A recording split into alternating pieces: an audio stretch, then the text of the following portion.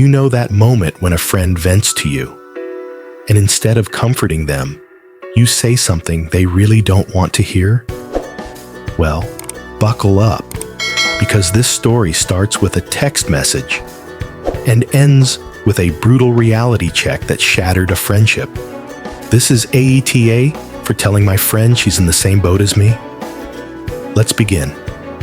It all started with two friends. One, our storyteller. Let's call her Amanda. She's going through a hard time. Recently unemployed, back living with her parents, and just trying to survive. Life hasn't been kind lately, but she's holding it together. And then there's her friend. We'll call her Brittany. Brittany also recently moved back in with her parents, quit her job, and, just like Amanda, has no clear direction right now. They're both struggling, right? But apparently, not equally. Brittany sends Amanda a long message, a classic vent. She's upset, feels like her life is going nowhere. She's frustrated with herself, and she calls herself a loser for ending up back at home.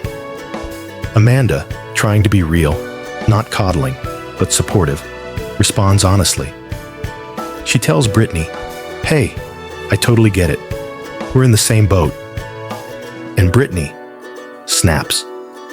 Suddenly, it's not about shared struggle anymore.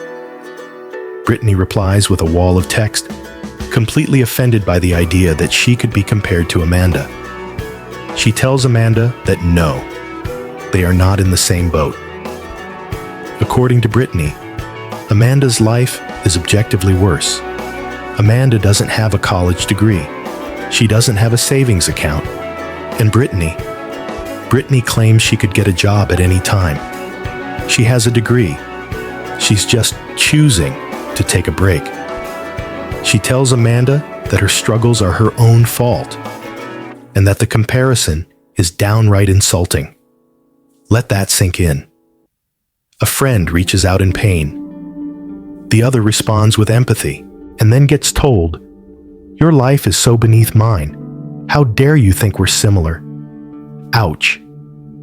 Amanda doesn't respond immediately. How could she? She's blindsided. The words cut deep. It wasn't just a fight. It was a declaration of hierarchy. One friend saying, "I'm better than you. Don't forget it." Eventually, Amanda responds. She says she didn't mean to offend. She genuinely thought they were both just struggling right now.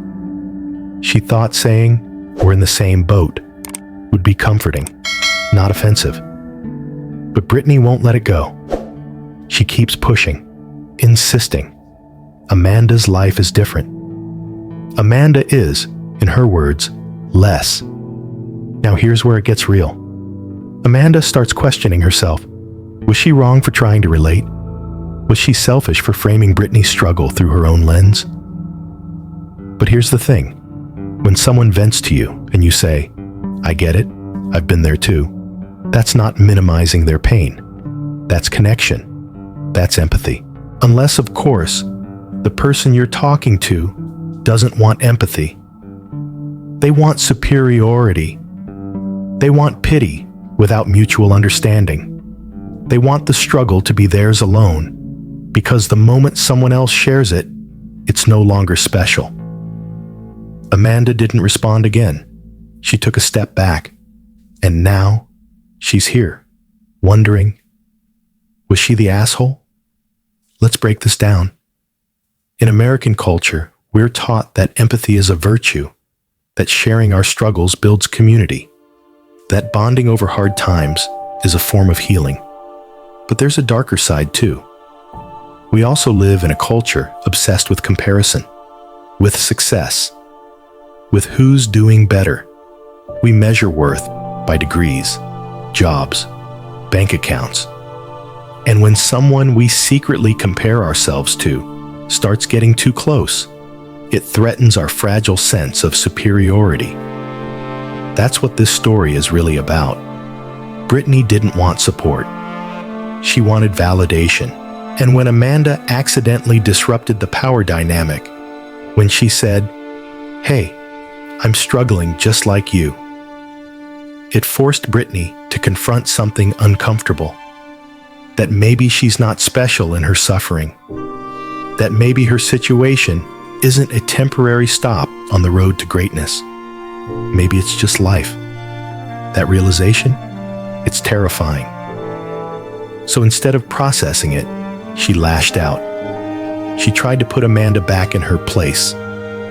Now, here's where things get educational. There's a psychological concept called downward comparison. It's when people look at others who are worse off to make themselves feel better. It's a defense mechanism. Brittany may have been using Amanda as her emotional anchor. At least I'm not as bad off as her. But when Amanda said, "We're the same," it shattered that illusion. Suddenly, Brittany had no buffer, no one below her. So she pushed Amanda back down. Hard. Now let's talk inspiration, because Amanda, she handled it with grace. She didn't clap back. She didn't list all the ways Brittany was also struggling. She didn't drag her for being unemployed with no direction despite the degree. She just stepped away. And that's powerful.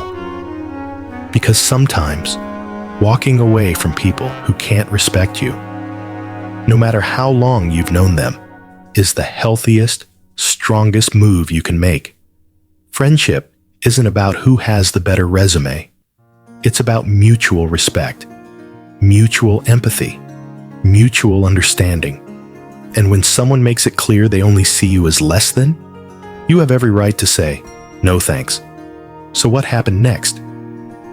Amanda moved on. She focused on herself. She got back on her feet, slowly, imperfectly, but with dignity. And Brittany? Well, we don't know. Maybe she found a job. Maybe she grew.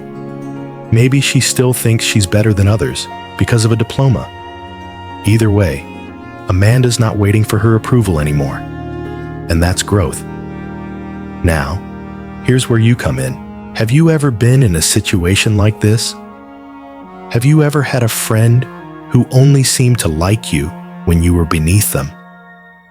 Or maybe, have you ever accidentally dismissed someone else's struggle because you were too deep in your own? Let's talk about it in the comments.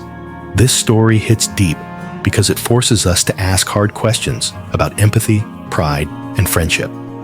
It reminds us that kindness without hierarchy is rare and valuable. And it shows us that being vulnerable with someone is a risk, but it's a risk worth taking, as long as you know when to walk away. So now, the final verdict. Is Amanda the asshole? Absolutely not. She was kind, honest, empathetic. She didn't say, "You're overreacting." She said, "I understand." And Brittany, she chose pride over connection. She chose superiority over sisterhood. And that's her burden to carry, not Amanda's. Now, here's my take. I think this story is a lesson wrapped in pain. It reminds me of a quote. Some people only like you when they feel like they're doing better than you.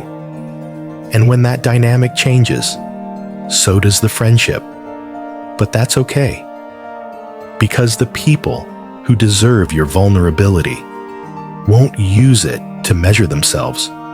They'll sit in the storm with you and say, "Yeah, me too." And that's the kind of friendship that heals, not the one that compares. So to Amanda, and anyone who's ever been told they're less than for simply being honest about their struggle, keep going. Your story matters, even when someone else refuses to hear it, especially then. This has been ATA Stories. Hit that like button if you've ever had to let go of a toxic friend. And comment below. Have you ever been made to feel small for trying to relate? Let's talk about it. You're not alone.